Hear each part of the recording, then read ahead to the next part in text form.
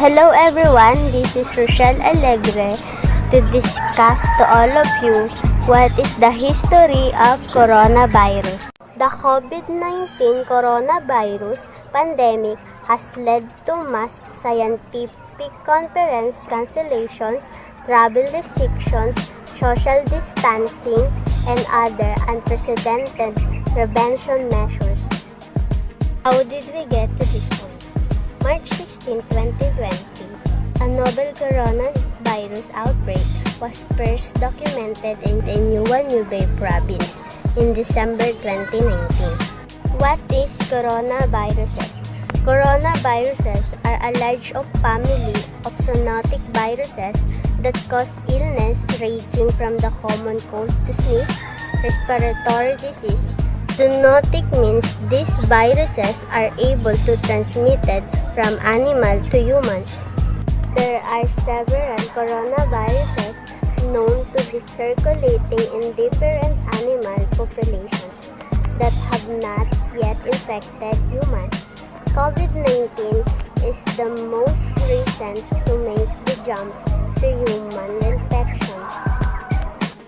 Common signs of COVID-19 infections are similar to the common cold and include respiratory symptoms such as dry cough, fever, and difficult breathing. In more severe cases, infection can cause pneumonia, severe acute respiratory syndrome, kidney failure, and death. Two other coronavirus outbreaks have been experienced. Middle East Respiratory Syndrome or MERS-CoV of 2012 was found to transmit from dromedary camels to humans. In 2002, Severe Acute Respiratory Syndrome or SARS-CoV was found to transmit from kitted cats to humans.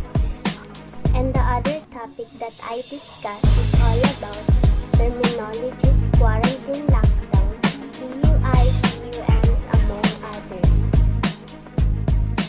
PUI or persons under investigations happens when a person exhibiting a coronavirus symptoms, while PUM or person under monitoring occurs when the person is not showing symptoms but has traveled to areas which is issued and restricted due to the exposure of coronavirus.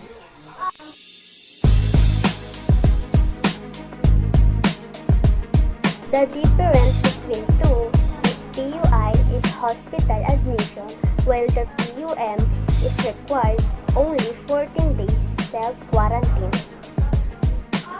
That's all. Thank you for watching.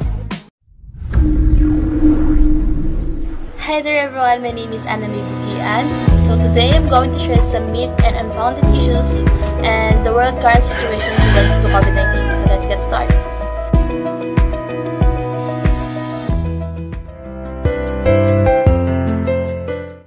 COVID-19 virus can be transmitted in all areas. Ang lugar man na ito o mga bansa, mainit o malamig, maaaring magkaroon ng kaso ng COVID. The virus is spreading through droplets. If the infected person coughs, the droplet just goes few feet and just goes down. That is why we should stay 6 feet away from each other.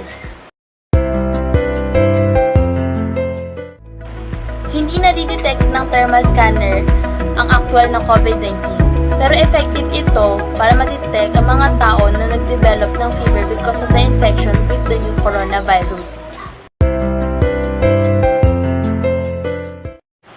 Those substances are harmful, guys. So, spraying alcohol or chlorine all over your body would not kill the virus. Lalo na kung nakapasok na ito sa loob ng inyong katawan. Ang alcohol at ang chlorine ay ginagamit sa pag-disinfect. Bata o matanda ay maaari maapektuhan ng sakit ng COVID-19.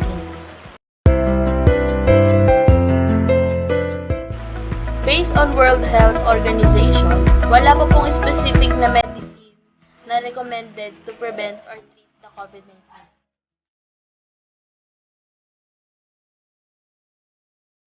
As for the current world situation in regards to COVID-19, the virus is affecting 203 countries and territories around the world. As of April 2, 2020, the total corona cases is more than 900,000 and killed over 47,000 people. Umabot naman sa 194,286 ang mga nakarecover na.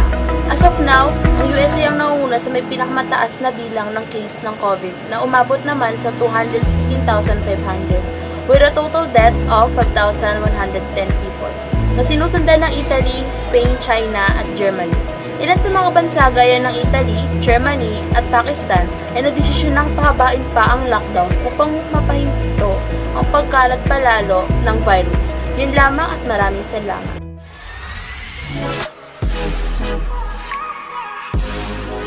Good day everyone, I am Marjorie Inosani to give you information about the current Philippine situation and ways to prevent or minimize the outbreak. Dahil sa bilis na paglaganap ng virus, napagdesisyonan ng ating President Rodrigo Duterte na isailalim ang ilang lugar sa bansa, pangunahin na ang Luzon sa Enhanced Community Quarantine o ECQ. As of April 1, 2020, DOH confirmed 2,084 positive patients, 88 confirmed deaths, and 49 recovered patients. What about the ways to prevent or minimize the outbreak?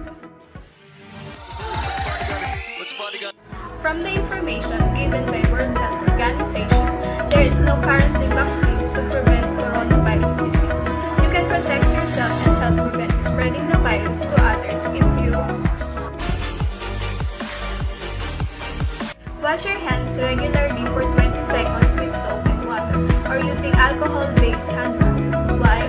Because by doing this, it can kill viruses that may be on your hands.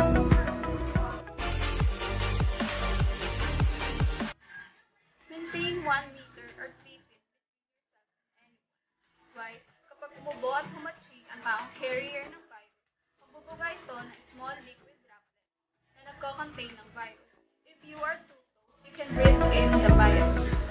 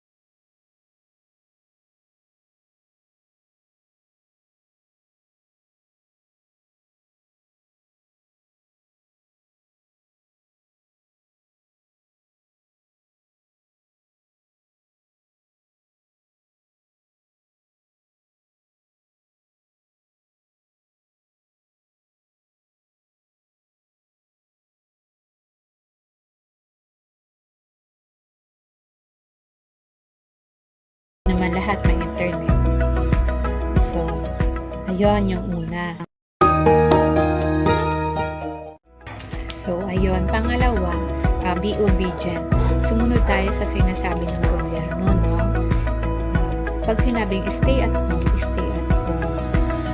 Pero kung need talagang lumabas para bumili ng mga basic needs, okay, pwedeng lumabas basta sumunod kayo sa patakaran sa lugar nyo kasi di ba kailangan nyo pang humingi ng mga pass para makalabas. So, sundin yon and huwag kakalimutan magsuot ng mask for protection at kung maaari magdala kayo ng alcohol kung meron man. Kung wala, keep 1 meter distance sa mga tao. Tinatawag natin social distancing. Diba? At pag uwi ng bahay, siguraduhin maghuhugas ng kamay.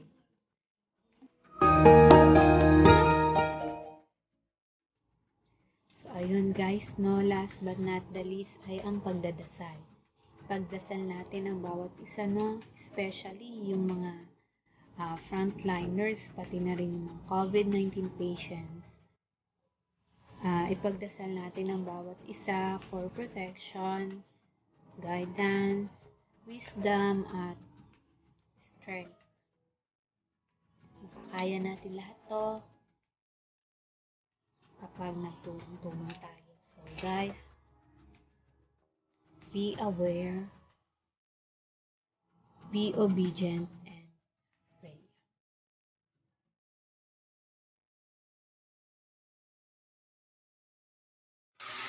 Hello everyone, my name is Julian.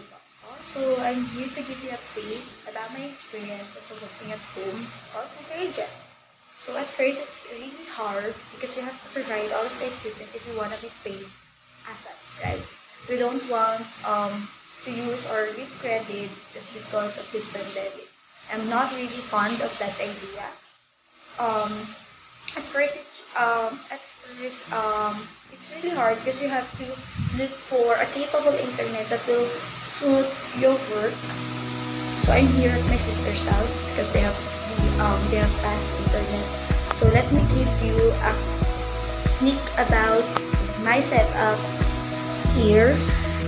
Here's my setup. It's so hard to have that kind of setup. But the good thing about working at home is you'll be able to see your family.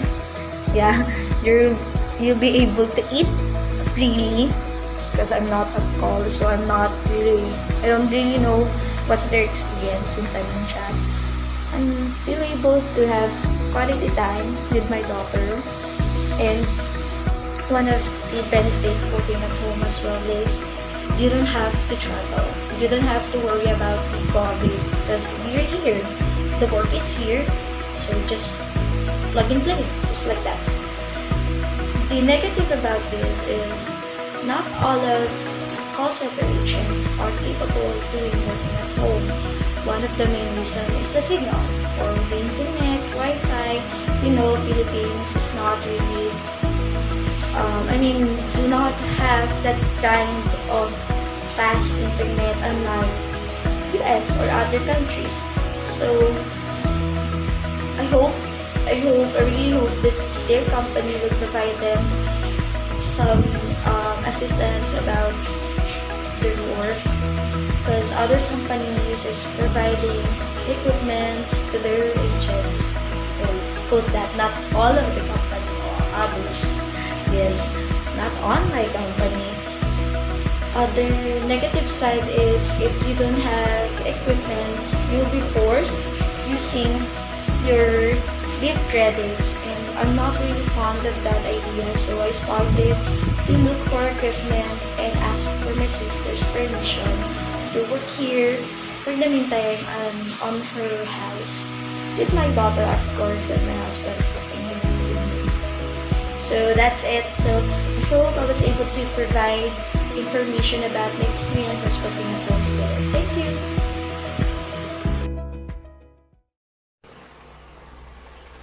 Hello, pag-uusapan natin ngayon ay tungkol sa coronavirus at kung paano ito nagsimula. Ang coronavirus ay nagsimula sa Wuhan, China. Dito talaga nanggaling yung coronavirus. Sa buong mundo sa ngayon ay meron ng more than 1.5, almost 1.5 million na ang infected na tao. Sa 1.5 million na tao na yon, mahigit 50 mil na yun namamatay. Halos buong mundo o 171 countries sa buong mundo is infected na ng coronavirus. Kaya nag-declare ang World Health Organization na kilalanin ito bilang isang global pandemic. Nagsimula ito noong December 31 nung kinonfirm ng government ng China na may maraming cases ng ng coronavirus o ng pneumonia ang mga namatay na residente ng China. Then hindi pa agad-agad ito na trace, though nagkaroon na ng pagpapanik sa buong mundo. Hindi pa rin tinitreat ng mga tao na seryosong kaso itong coronavirus. Kaya lately lang nung nag-declare ng lockdown dito sa Pilipinas, tsaka pa lang kahit papano napipigil o na-prevent yung pag-spread nitong virus. Sa Italy, ang pinakamaraming case ngayon sa buong mundo, nangunguna ang US, sunod ang Italy, then Spain. Nasa mababa pa lang naman tayo na kaso, kaya lang totally talaga apektado talaga buong Pilipinas. That's all.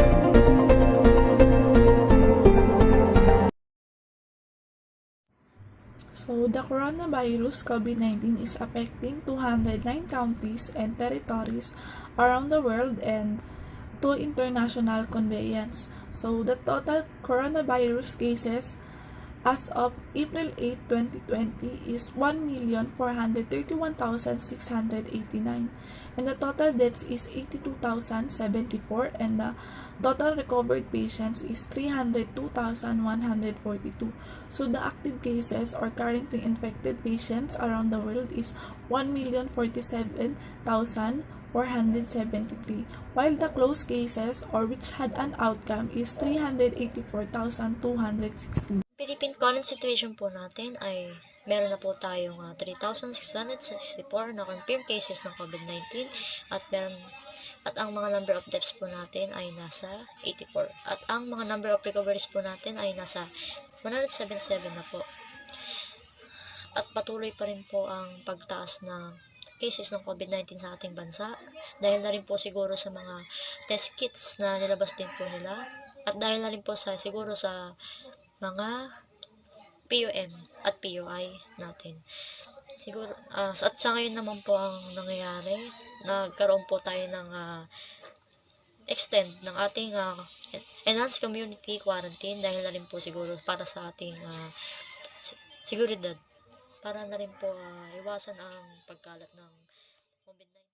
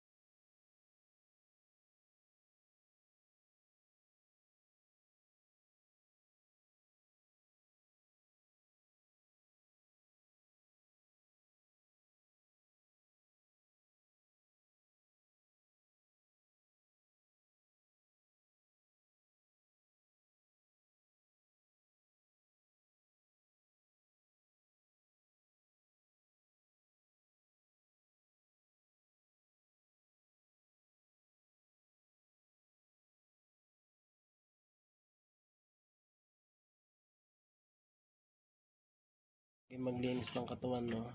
I-sanitize natin yung ating kapaligiran, ating bahay, ating nasasakupan. Ito yung talaga makakatulong para sa atin. Sana matapos na itong krisis na ito. Sana wala nang taong mamatay dahil napakahirap din na para kang preso, no? Talaga napakahirap. Kaya sana matapos na to. God bless sa lahat. Maraming salamat. Sana nakatulong ako kahit paano sa inyo, sa kapwa ako estudyante. Maraming salamat. Thank you and goodbye. Hi, I'm si Rudo Aring Cortez ng 4G Drafting Major. Ito, nakatira ako sa Kupang, Antipolo City. As student, ano nga ba matutulong ko? Matulong natin, kapwa natin estudyante, para maging parte ng pagsugpo nitong COVID-19. Para sa akin, ang magandang halimbawa dyan is mag-volunteer tayo, no, kahit sa ating mismong barangay. Volunteer tayo. Siyempre maraming proyekto ang ating barangay para makatulong, masugpo itong COVID-19. Example natin, pagre-repack. Siyempre magandang halimbawa kasi nakakatulong tayo para mapabilis at may pamahagi na sa mas nangangailangan ng mga tao. Sa ating mismo sarili, makakatulong na tayo. Example natin is gumawa tayo ng face mask na kailangan ngayon ng mga tao, no? Lalo na mga frontliners natin, no? Na mas nangangailangan, mga PPE kulang sila. Pwede naman natin gawin yan kung may materials ka para doon, gawin natin para makatulong tayo sa mga frontliners na mas nangangailangan. Mismo rin sa sarili natin, gawin natin yung gusto ng pamahalaan na mag-home quarantine tayo. Mag-stay lang tayo sa ating mga bahay. Is napakalaking bagay na yun para doon pa lang makakatulong ka na pamahala natin. Kasi mismo sa sarili mo, kung hindi ka lalabas, hindi ka mahawa, yung buong pamilya mo, stay safety pa rin, no? Kasi pag mahawa ka, sigurado lahat kayo kawawa, lahat kayo mga hospital, lahat kayo magdudusa kung tutusin talaga, kasi napakahirap pag karoon ka ng COVID-19. Maraming kwentong ibang tao makakita sa Facebook, sa YouTube, mga umiyak, napakahirap. Kaya stay at home lang, doon pa lang makakatulong tayo sa ating pamahalaan. Kahit hindi ka mag-volunteer, kahit diyan ka lang sa inyo, is nakatulong ka na. Malaking bagay na yun para sa kanila.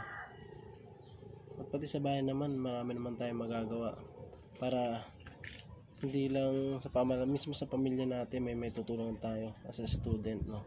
Siyempre pag nasa bahay ka, marami kang magagawa mga dati mo hindi nagagawa, ngayon magagawa mo.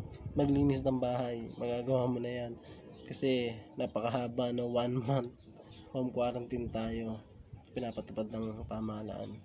Doon ikot ka lang, sabi nga ni Duterte, di ba, no? Maglibot-libot ka lang, no, sa iyong bahay. Gumala ka sa iyong bahay, marami ka makita, marami ka pang lugar na hindi napupuntahan. Totoo yun.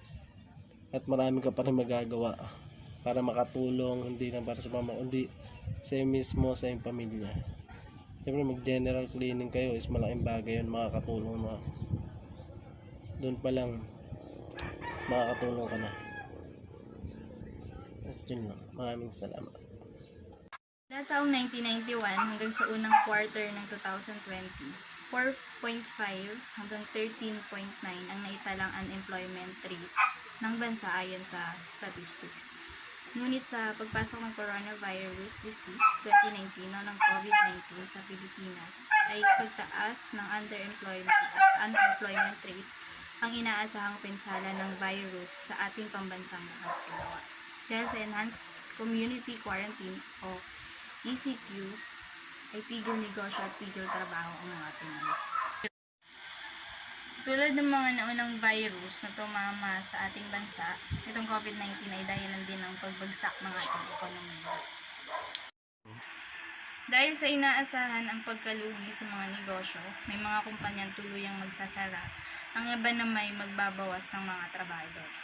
Nga dito ang Philippine Airlines o ang PAL na nagsagawa ng retrenchment o pagbabawas ng kanilang 300 empleyado dahil sa mga canceled flights.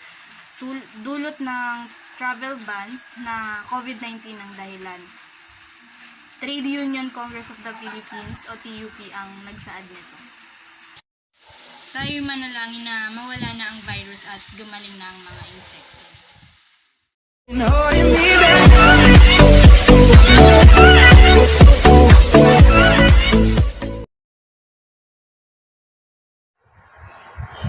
Hey, what's up mga kahamboy? Ako nga pala si Jaring Mababang Loob at kasama ko nga pala si Jaja. Isang hi naman dyan, Ja. Ayan, pagpasensya nyo na. Pero ngayon, dito sa video na to, mapag-uusapan natin at maipapaliwanag ng aking grupo ang the effect of COVID-19 in the Philippines labor force. Bago yun, hayaan nyo muna akong ipaliwanag sa inyo kung ano yung COVID-19 at paano siya nagsimula, okay? Okay. Yan. Noong December 2019 po, nagkaroon ng malaking kaso na sakit na pneumonia dun sa China at hindi nila alam kung anong virus yung kumakalat sa kanila. Kaya tinawag nila yun na 2019 Novel Coronavirus. Ha? Ano yung coronavirus? Ayun, ang coronavirus Jaja ay isang malaking grupo ng mga virus na may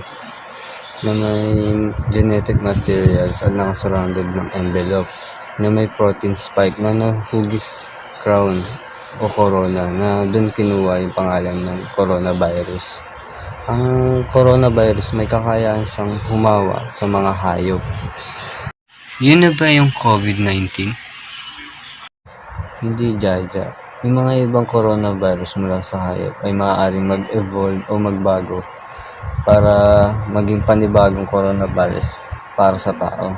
At kumakalat yun ng tao sa tao.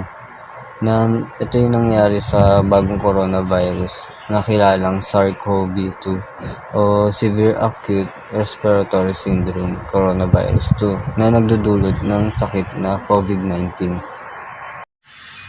Paano siya nagsimula? Ayun, nag-start ito sa China na may malaking grupo ng mga tao sa Wuhan. Ang Wuhan ay isang market na mga bilihan ng mga isda o mga buhay na hayop.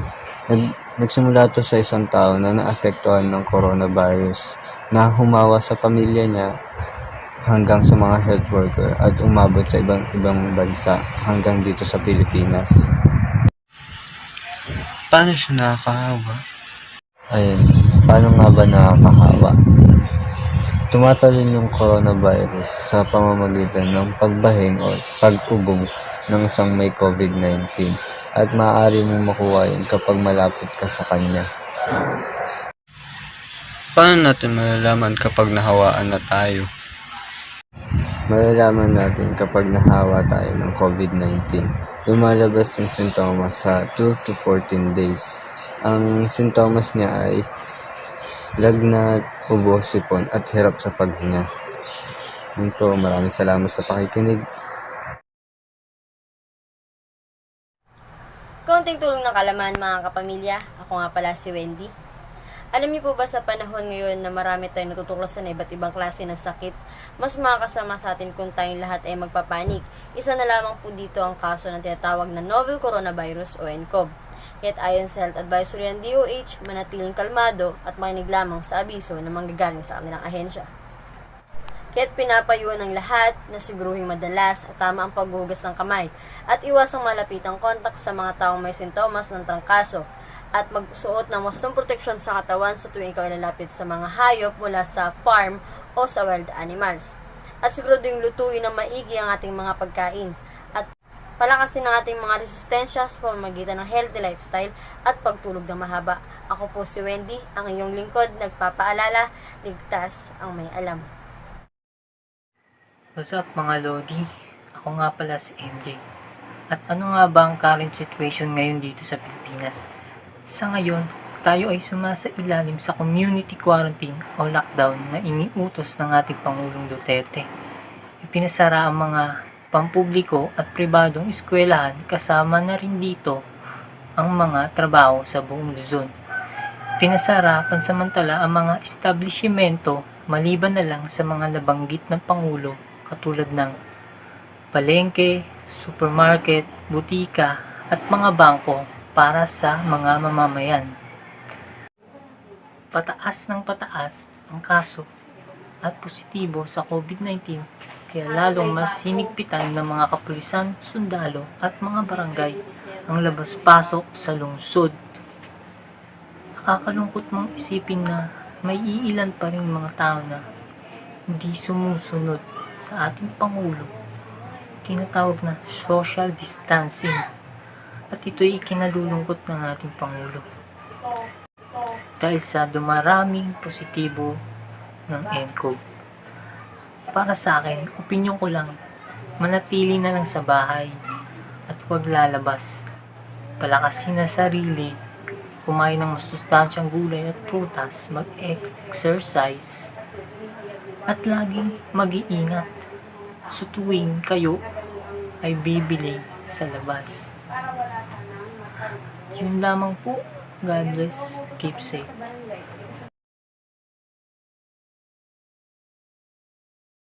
So mga kapatid, ako nga palang yung lingkod, nagbabalik. Ako nga pala si Wendy. Papakita ko lang sa inyo kung gano'n nakalaki yung kaso ng coronavirus na to dito sa Pilipinas at lalo na sa buong mundo. Papakita ko lang sa inyo kung gano'n nakalaki yung mga nagkakaroon ng coronavirus sa iba't ibang klase ng bansa at kung ilan yung mga namatay at kung ilan yung mga nakarecover. So, ito. Papakita ko sa inyo. Ayan, last update as of March 24, 2020. Coronavirus cases is nasa 381,744 at ang mga namatay na dun is nasa 16,558 at ang mga naka-recover is nasa 102,429 at ayun, yun yung pinaka-kaso ng coronavirus na yan dito sa buong mundo.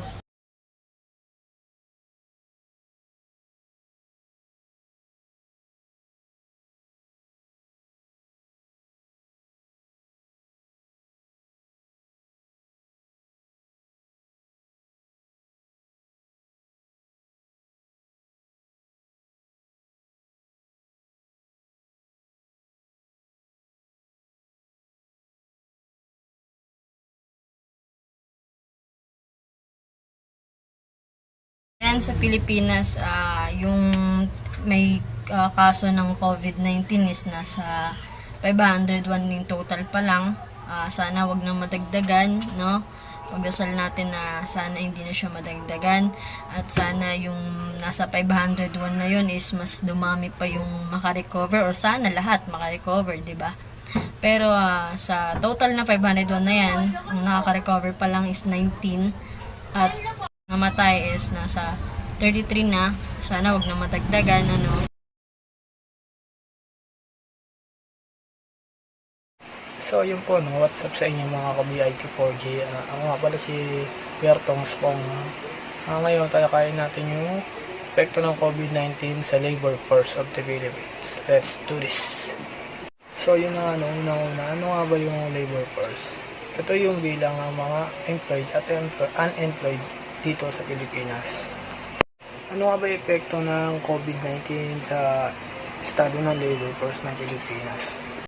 So yun na upang matugunan ng ating bansa ang palaki ng bilang ng kaso ng COVID dito, napagdesisyon ng ating presidente ng baba ng memorando na mahigpit na ipinatutupad social distancing. Sabay nito ay pinatutupad na rin ang community quarantine. Ngunit noong Marso 16, dahil sa mabilis na paglobo ng bilang ng kaso ng COVID-19 sa Pilipinas, napagdesisyonan ni Pangulong Duterte na itaas ang level ng quarantine sa enhanced community quarantine. So yun na sa batas na ito is mahigpit na ipinatigil ang lahat ng operasyon ng lahat ng private establishment maliban na lang sa mga serbisyong mapagkukunan ng pangunahing pangangailangan ng mga tao upang maiwasan ang pagkalat ng sakit na COVID-19. Dahil dun sa resulta ng pagtigil ng mga operasyon ng mga private establishment, nagdulot ito ng malaking hirapan sa ating mga manggagawa at ang pinakamalala pa rito ay yung pagkawalan nila ng trabaho. So yun dahil dun sa ipinatupad na enhanced community quarantine, dahil sa pagkawalan ng trabaho ng mga manggagawa, nagbabaan dole noong March 17, 2020 ng Department Order Number 209 Series of 2020 or Guidelines on the Implementation of the COVID-19 Adjustment Measures Program, na kung saan ang programang ito ay naglalayon na mabawasan ang masamang epekto ng COVID-19 outbreak sa ekonomiya at mga trabahador sa pamamagitan ng pag-supply ng tulong pinansyal para sa kanilang mga pangangailangan. Sakop ng programang ito is yung mga private establishment na natigil yung operasyon dahil sa COVID-19 outbreak. Katulad na naman mga manggagawang hindi nakakatanggap ng regular na sahod, mga araw o oras na binabawas ng kanilang employer na nagresulta ng pagliit ng kanilang sahod. Mga suspendidong manggagawa o mga nagtatrabaho sa mga private establishment na panandaliang nagsara. Ang programang ito ay sakop ang mga nasabing mga manggagawa na apektuhan ng COVID-19 mula noong January hanggang April 14, 2020. Maliban naman kung pagpapatuloy ng Interagency Task Force ang enhanced community quarantine para maiwasan ang pagkalat nito. Ang mga private establishment na panandaliang nagsara ay maaaring mag-apply ng assistance ng mga manggagawa nilang apektado ng COVID-19 outbreak. Ang ayudang ibibigay ng DOLE sa mga apektadong manggagawa ay may 2 components. Establishment report simula nung nagkaroon ng flexible work arrangement or temporary closure na ipinatupad sa kumpanya. Ang mga requirements na ito ay maaaring isubmit online sa DOLE Regional Office o sa mga kahit saang Provincial Field Office. Ang aplikasyon na ito ay may evaluate sa loob ng 3 araw.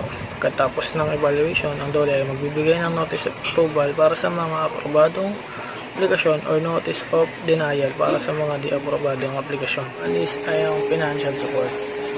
Ang one-time financial assistance na nagkakahalaga ng 5,000 pesos ay bibigay ng buo sa mga apektadong manggagawa regardless ng employment status nila.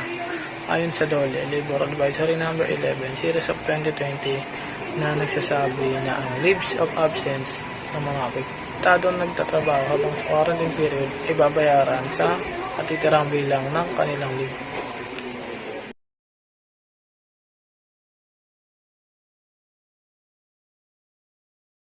Yes, hello, what's up? Ako nga pala si Relly Legaspi ng BIT 4G.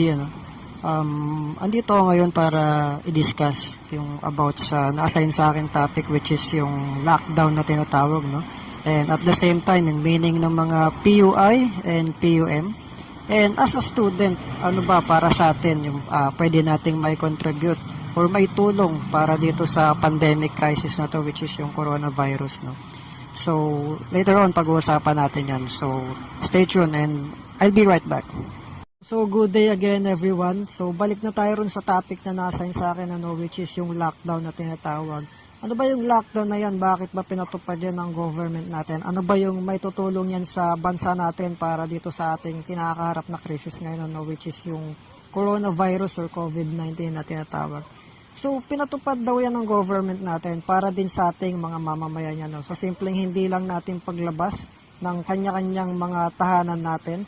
By that, makakatulong na tayo para malesen yung paglaganap ng virus na yan. And at the same time, mabawasan din yung casualties or mga namamatay dyan sa virus na yan. Government natin para hindi na lalong lumaganap pa yung virus na yan na kinakaharap natin ngayon. So, punta naman tayo ron sa terminologies na naririnig natin ngayon, like for example yung PUI and PUM. Ano ba yung mga yan? So, first of all, ano ba yung PUI? PUI is patients under investigation. So, yan daw yung mga possible na tao na nagkaroon ng contact sa mga possible na may symptoms din ng COVID-19 and or yung mga lugar na pinanggalingan niya na may mga cases din, like for example yung China, yung mga OFWs natin na nanggaling sa kanila and then bumalik dito sa bansa natin. Yan daw yung mga tinatawag na PUI or patients under investigation. So, PUM naman, punta naman tayo sa PUM. Ang PUM daw is person under monitoring. So, ito na raw yung mga may symptoms or cases ng coronavirus, no? So, minomonitor sila ng mga doctors and nurses natin if ever na may improvement ba yung mga gamotang ginagawa sa kanila or worse, lumalala pa and papunta na sa death. So, ayun, no, yan yung meaning ng PUI and PM. So, punta naman tayo ngayon sa, as a student, ano ba yung pwede nating may contribute or may tulong para dito sa kinakaharap nating krisis. So, para sa akin, simple lang naman. Yung simpleng pagsunod lang sa gobyerno natin, like for example, yung pinapaigting nilang home quarantine. So, by that, makakatulong na tayo sa simpleng pagsunod lang, sa simpleng pagsuot ng face mask, paglalabas, sa simpleng pag-sanitize ng mga kagamitan natin, proper hygiene, and panatiling malusog yung ating pangangatawan, yung resistensya natin. By that, makakatulong na tayo sa gobyerno natin. Personally, makakapag-contribute na tayo sa government natin as an individual para hindi na lalong lumaganap pa or hindi na tayo magkaroon ng case sa mga lugar natin or sa pamilya natin. So, yun lang para sa akin. So, salamat ng marami guys sa pakikinig. Sana may natutunan kayo. So, thank you.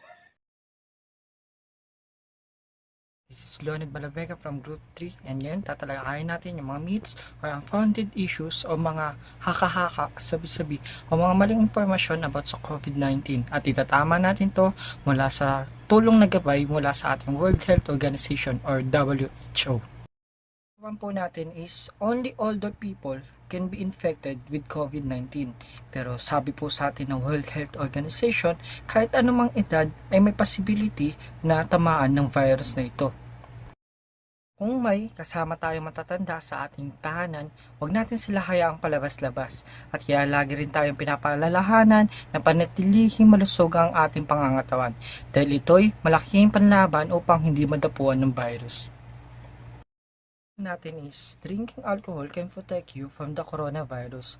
So marahil lahat naman tayo ay nabalitaan na pagpapanik buying ng mga karamihan na to the point na nag out of stock ang mga alcohol dahil magandang panlaban daw ito sa coronavirus. Totoo po ito. Drinking alcoholic beverages ay hindi isa sa mga panlaban ng COVID-19. Sabi sa atin at paalala sa atin ng World Health Organization, drinking too much alcohol does not protect you against COVID-19 and can be dangerous or increase your risk of health problems. And ang pinakalas po natin is, I need to wash my hands with special soap. Pero sabi po sa atin ng WHO na di naman natin kailangan gumamit ng mga marketed soap as medical o antibacterial soap.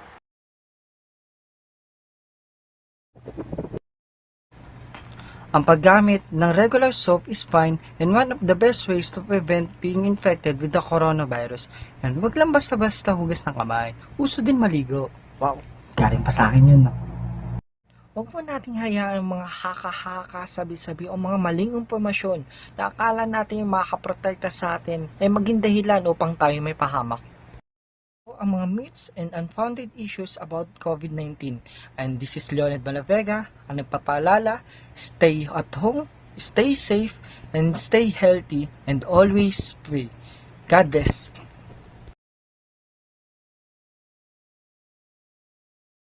Sa ulo ng mga balita, ito ang Balitang Ina Mo!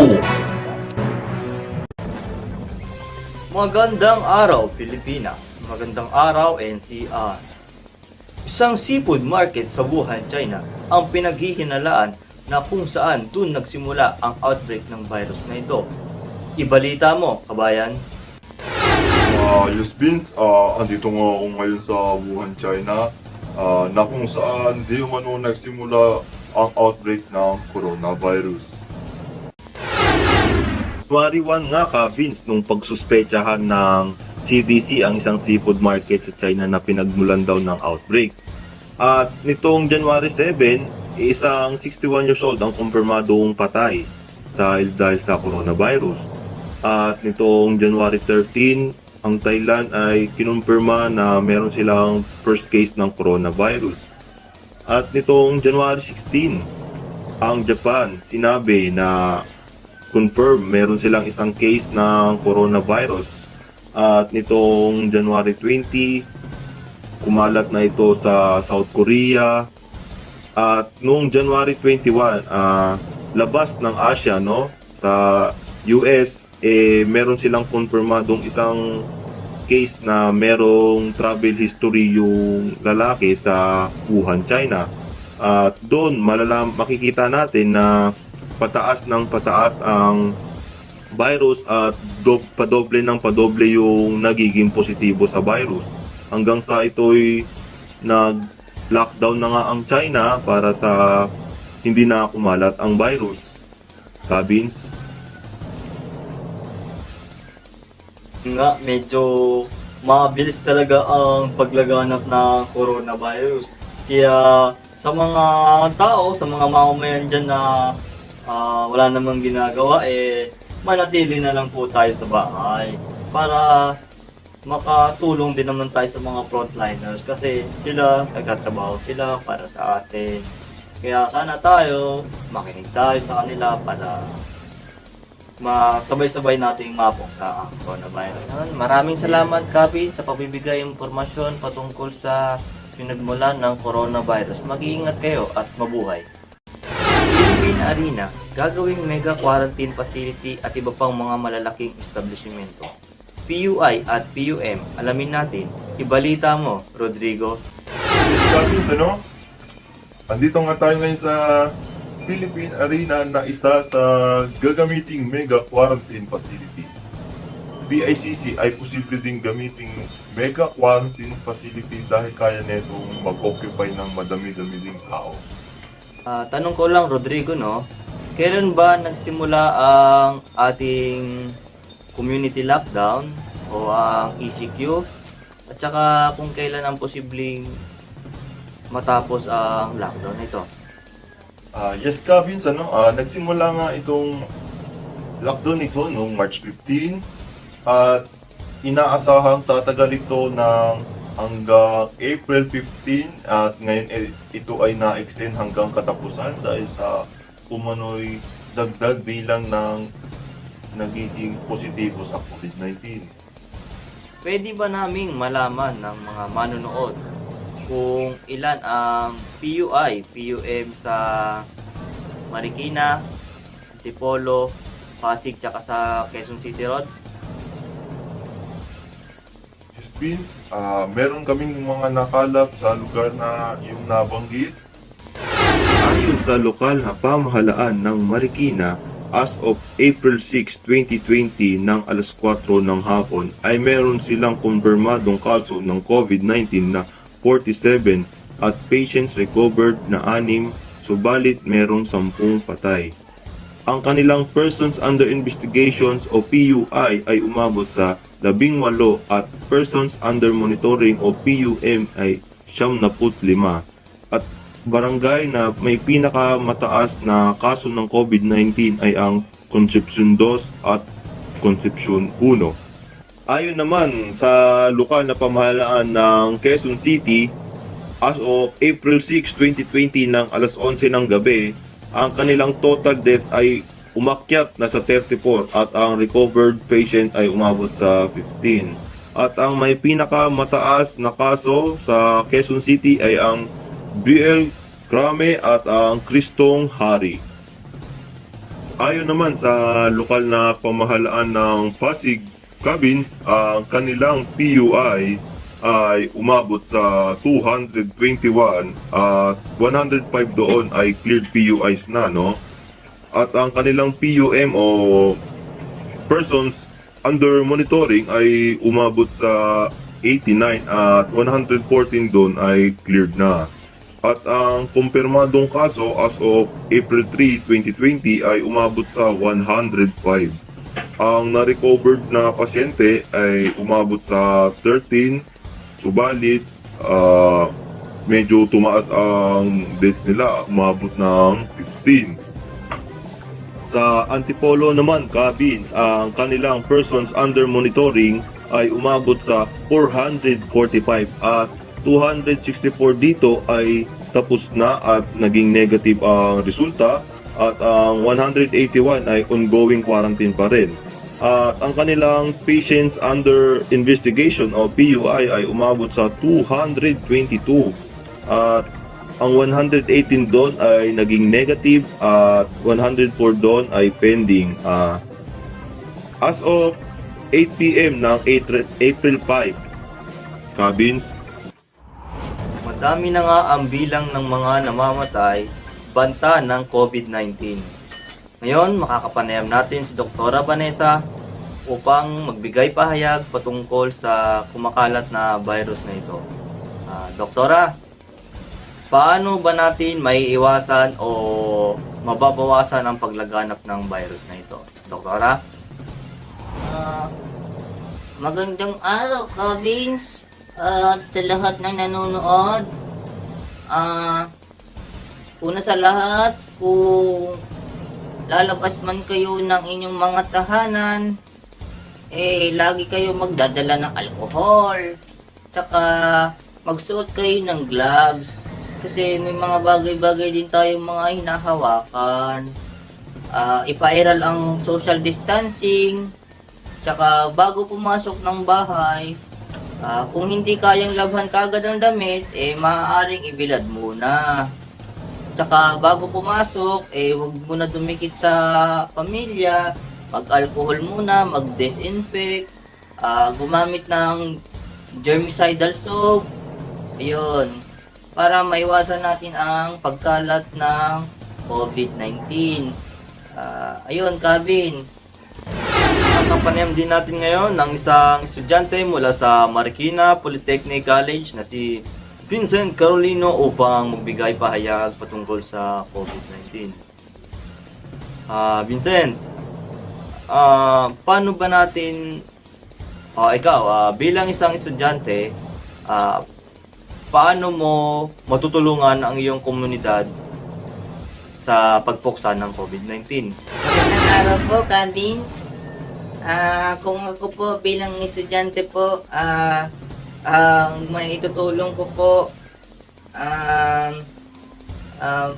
sumunod po sa batas na binigay po ng gobyerno, ipairal po ang social distancing, proper hand washing po, tsaka ano po, pumirme po sa bahay. Yun po, Cabins. Ang empleyado hindi muna pinapasok dahil sa banta ng COVID-19. Narito ang ulat ni Badang.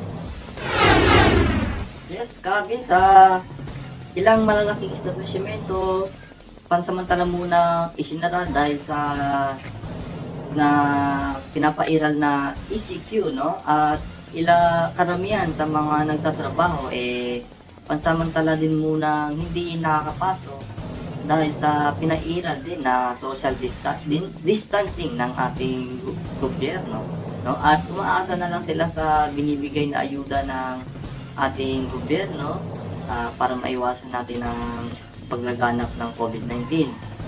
Presyo ng langis bumaba, no? At ang ilang mga gulay at prutas sa pampublikong pamilihan bahagyang tumaas dahil sa limitadong supply, no? Maraming salamat, Badang, sa pagbibigay impormasyon patungkol sa labor force ng ating Pilipinas. Mag-iingat kayo dyan at mabuhay. Ngayon, nasa linya naman si Doray Dimagiba upang ipahayag kasulukuyang nangyayari dito ngayon sa Pilipinas.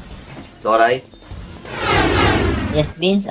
Ang ilang lugar nga sa Luzon ay nagpatupad na ng alas 6 ng umaga hanggang alas 12 na nga lang ng tanghali sila pwedeng lumabas at mamili. Butika, grocery, mga remittances at pampublikong pamilihan ay mananatiling bukas para sa ating mamamayan. Subalit, ang ibang grocery store nagkakaubusan na ng stock dahil sa madami consumer ang namimili. At dahil nga sa pinapairal na lockdown, good news. Medyo nawala ang polusyon sa bansa at sa ibang bansa. Presyo ng langis bahagyang bumaba ng higit 10 piso kumpara sa dating presyo nito na halos umabot sa 50 at ngayon ay halos nasa 29 per liter na nga lang, no? Ang presyo ng diesel at 40 naman sa kerosene. Supply ng harina medyo nauubos na din dahil sa kadamihan sa consumer halos tinapay na rin ang binibili. As of April 13, 2020 ng alas 4 ng hapon, 284 na bagong kaso ng COVID-19 ang kinumpirma ng Department of Health, no? 18 ang nadagdag sa COVID-19 na positive na pumanaw, samantalang 45 ang nadagdag sa mga naka-recover. 4,932 ang naitalang apektado ng coronavirus sa bansa, kung saan dito ay 315 ang mga pumanaw at may 242 na naka-recover. Muli, pinapaalala sa publiko ang palagiang paghuhugas ng kamay, pag-iwas sa mga matataong lugar at pagpapanatiling malusog ng pangangatawan upang maiwasan ang naturang sakit. Isang paalala mula sa Philippine Red Cross, always first, always ready, always there. Maraming salamat, Doray, sa pagbibigay impormasyon patungkol sa kasalukuyang nangyayari ngayon sa ating bansa. Nasa linya din natin ngayon si Chang Amay upang ipahayag kung ano ang kasalukuyang nangyayari sa ating labas ng bansa, no? Chang Amay. Yes, Vince, mahigit 1.7 na nga ang naitalang kaso sa buong mundo at ang US ay halos kalahating milyon ng positibo sa kanilang COVID-19. At sinasabi na kanilang total deaths ay pumalo sa higit 20,000 at nitong April 12 ay higit 1,700 ang namatay. At sa Italy naman ay noong April 11 ay umabot sa 619 ang kanilang naitalang kaso ng namatay. At ang kanilang kabuuang kaso ng COVID-19 ay umabot sa 152,000. Pinapaigting ng kapulisan ng pagbubantay sa Italy upang maiwasan ang paglaganap ng COVID-19 doon. At sa Amerika din, ganun din, lalo na sa Pilipinas. Subalit, may mga pasaway din na mga mamamayan na ayaw makinig sa batas, ayaw makinig sa gobyerno para sa ikaliligtas din nila yun. Ayun, Kabin. Maraming salamat, Chang Amay. Yung medyo talaga, medyo palubo ang bilang ng nagkakaroon ng COVID-19. Ngayon, makakapanayam naman natin si Bakekang upang ipahayag o iulat ang mga haka-haka dito sa COVID-19. Bakekang? Yes, Vince, no? Ang haka-haka nga daw dito sa COVID-19 ay kapag sinabi dito na ikaw ay 40 years old pataas, posibleng mabilis kang kapitan ng COVID-19. Ayon naman sa World Health Organization, kahit sino, walang pinipiling edad ang pwedeng kapitan ng virus na ito, bata man o matanda. At sinasabi din na kapag ikaw ay may kaso na may ubo ka, sipon, at hirap sa paghinga at lagnat, posible daw na ikaw ay positibo. Ngunit sa ilang iniulat na ang ibang naging positibo sa COVID-19 ay wala namang sintomas na hirap sa paghinga, ubo, o lagnat. Ayun. At pinapayuhan na huwag lumabas ang mga matatanda. Kung maaari, manahimik na lang sa bahay at manood sa balita, makinig sa balita, sumunod sa batas ng ating gobyerno at panatilihin lagi ang pagsunod, no, sa ginawa upang maiwasan ang pagkalat ng COVID-19, kagaya ng proper staff etiquette, ang paghuhugas ng kamay, at siguraduhin maayos ang pagkakaluto ng inyong ulam. Ayun, kami. Maraming salamat, Bakekang. Ang pangit mo. At yan ang mga mahiinit na balita dito lang sa Vincent TV. Gitang mo.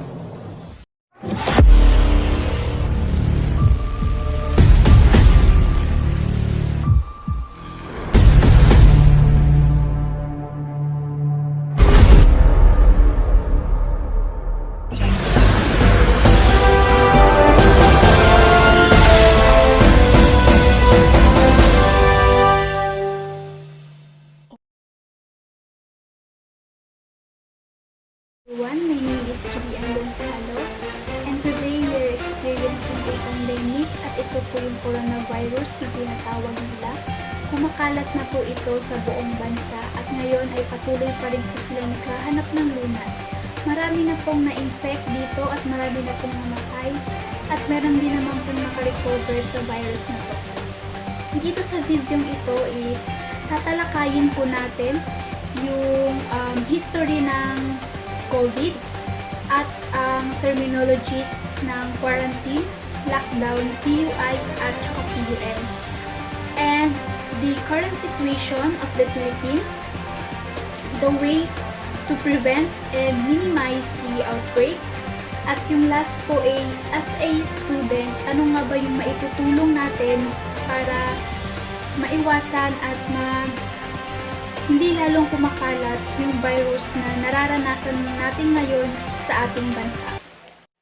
The history of the coronavirus or the COVID-19 na tinatawag nila. The name coronavirus is derived from Latin word corona, meaning crown. Coronavirus disease 2019 is an infectious disease caused by severe acute respiratory syndrome. Coronavirus 2, it was the first identified in December 2019 in Wuhan, China, and has since spread globally, resulting in an ongoing pandemic. As of May 12, 2020, more than 4.17 million cases have been reported across 187 countries and territories, resulting more than 286,000 deaths. More than 1.45 million people have recovered. Common symptoms include fever, cold, fatigue, shortness of breath, and loss of smell and taste.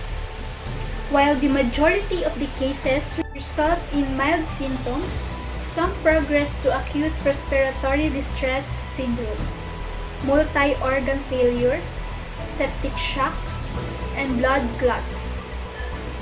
The time from exposure to onset of symptoms is typically around 5 days, but may range from 2 to 14 days.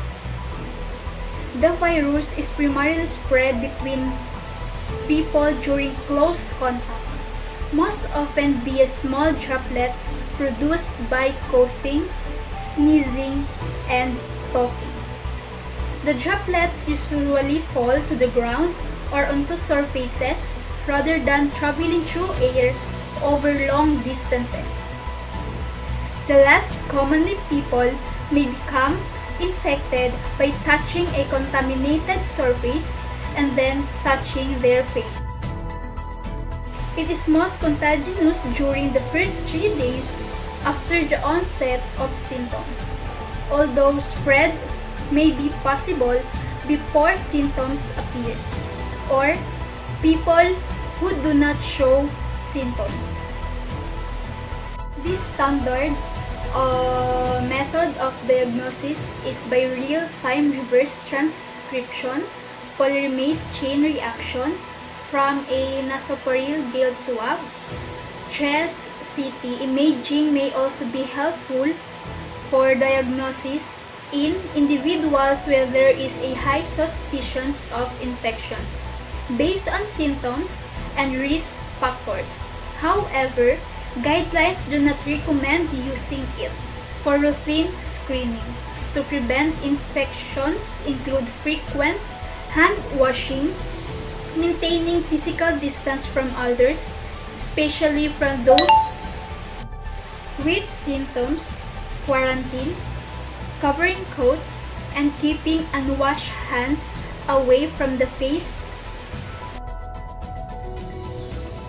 In addition, the use of a face covering is recommended for those who suspect they have the virus and their caregivers. Recommendation for face covering used by the general public vary, with some authorities recommending, some recommending against, and some requiring their use. There is limited evidence for or against use of masks, medical or other, in health individuals in the wider community.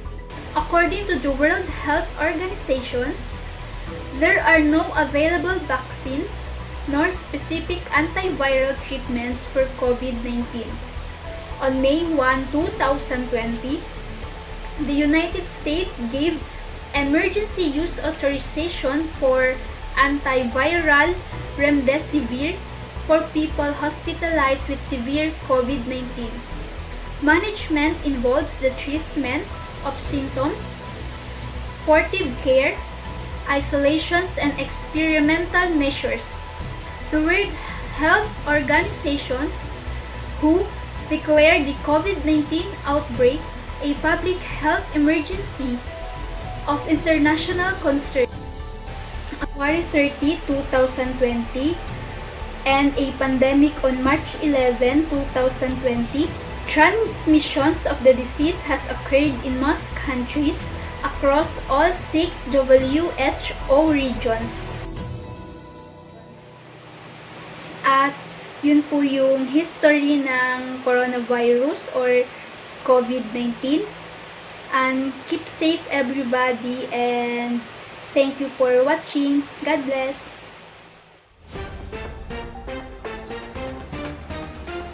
Hi everyone, I'm Pamela K. Morano, and I am here to define the term PUI and PUA. Ang PUI o Personal Real Investigation, ito yung mga taong may mga sintomas tulad ng dry cough, kanya, at hirap sa paghinga. Sila ang mga may warrant na i-admit sa ospital.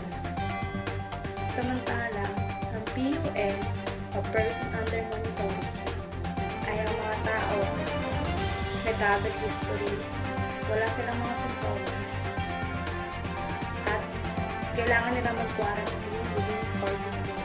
Thank you for listening.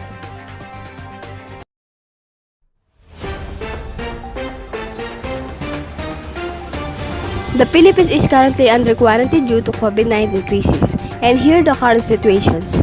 On 13 January 2020, The Philippine Department of Health reported the first case of COVID-19 in the country with a 38-year-old female Chinese national. On 7 March, the first local transmission of COVID-19 was confirmed. WHO is working closely with the Department of Health in responding to COVID-19 outbreak. Out of the total, 10,463 confirmed cases reported in the Philippines until today. 54% are male with the most affected age group. 30 to 39 years, 21.3%, followed by 20 to 29, 16.9%. 64.9% of cases reported from National Capital Region NCR, followed by Central Visayas 30.5%, Calabarzon 12.1%, and Central Luzon 3.8%. Out of the 696 confirmed deaths, 65% are male with the most affected age group over 17 years. 36.6%, followed by 16 to 69 years, 32.6%. 71.8% of deaths reported from NCR, followed by Calabarzon, 12.83%, and Central Luzon, 0.1%. The current transmission classification in the Philippines is identified as cluster of cases with evidence of community transmission in 9 urban areas of NCR. Cebu and Davao, 61% of newly reported cases from Cebu City. According to the Department of Health, DOH, among all confirmed cases, 86.7 are mild in spite of continued enhanced community quarantine in most affected regions of the country. Several barangays are reporting a large increase in cases, resulting in local authorities to issue total lockdowns in Barangay Mauwe in Mandaluyong, NCR, and Sitio Alaska in Barangay Mambaling in Cebu City. Over 7,000 COVID-19 tests per day conducted by 23 accredited laboratories throughout the country using PCR tests. No rapid antibody test kit has yet been validated by WHO or DOH. As of today, Philippines has 11,350 affected.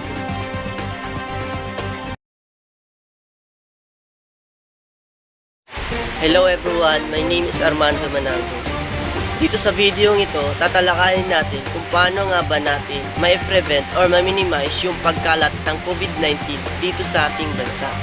Kahit sino sa atin ay maaaring magkaroon ng COVID-19. Ito yung dapat natin gawin para maiwasan natin yung pagkalat ng coronavirus dito sa ating bansa. Una, hugasan ang mga kamay ng 20 seconds o higit pa gamit ang sabon at tubig. Kung hindi mahugasan ang mga kamay ng 20 seconds o higit pa, gumamit ng hand sanitizer na may 70% alcohol.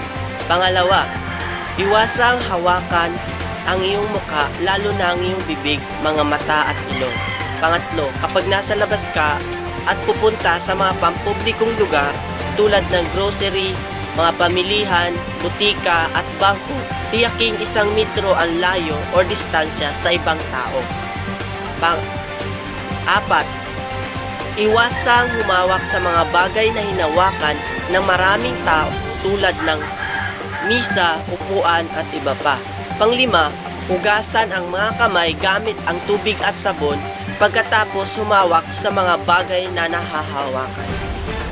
At panatilihing laging maglinis at mag-disinfect sa loob ng iyong bahay. Kabilang na dito ang mga misa, pihitan ng iyong pinto, switch ng ilaw, banyo, gripo, lababo at iba pa. At mag-disinfect gamit ang bleach solution na may 5% sa 1 litrong tubig. At higit sa lahat, i-disinfect ang mga bagay na madalas mong ginagamit tulad ng mga gadget gamit ang 70% alcohol solution.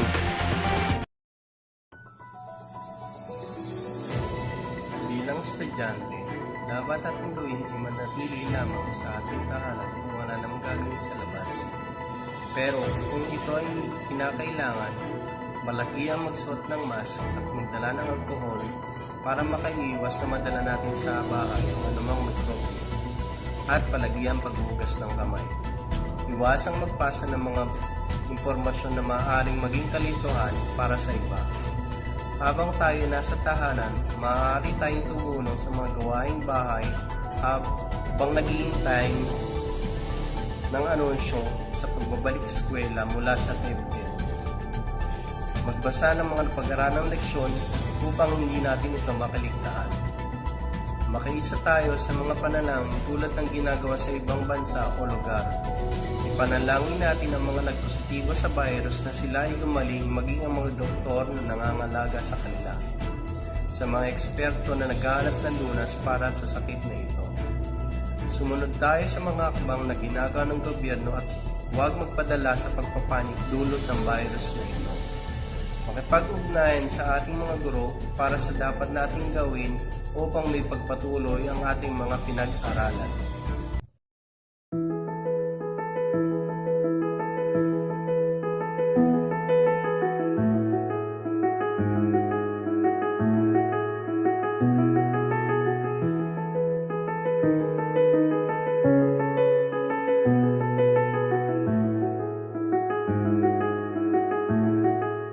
Hi, I'm Rosera Drew from BIT4K.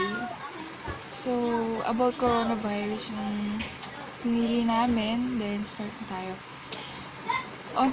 Onting intro lang muna. Coronavirus are a big family of different viruses. Some of them cause the common cold in people, other infect animals including bats, camels, and cattle.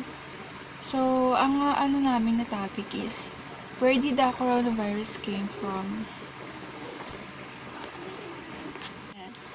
Experts says coronavirus originated in bats.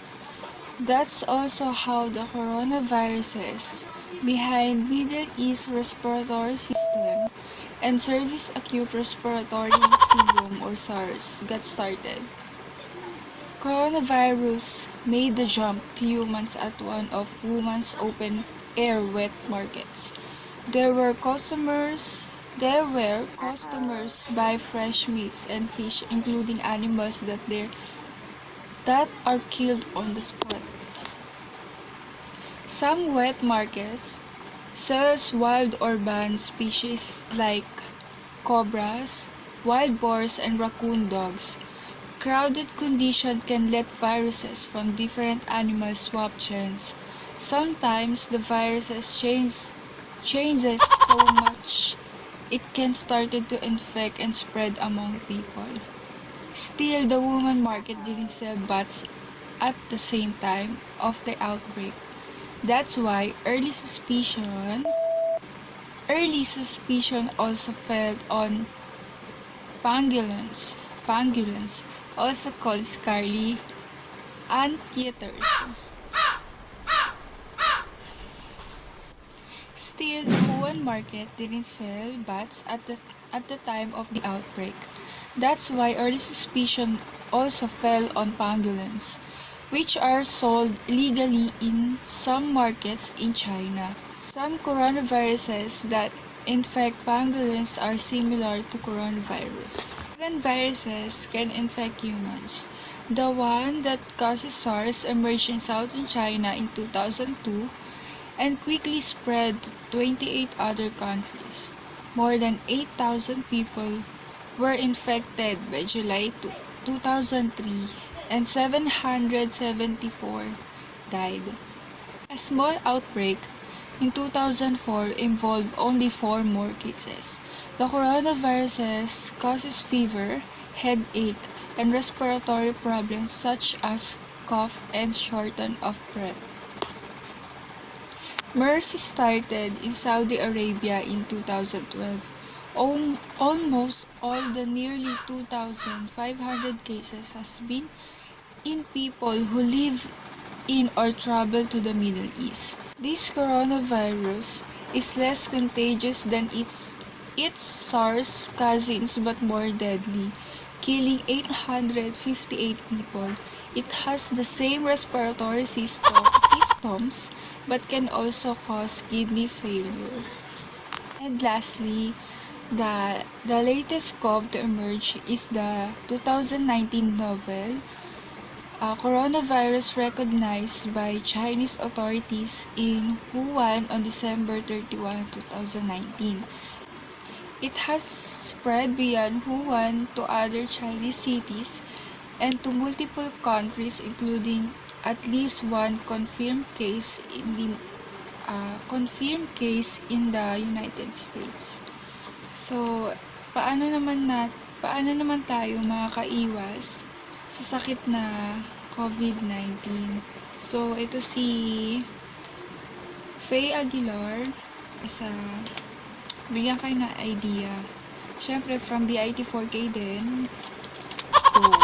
Go girl. How to protect yourself from COVID-19 or coronavirus.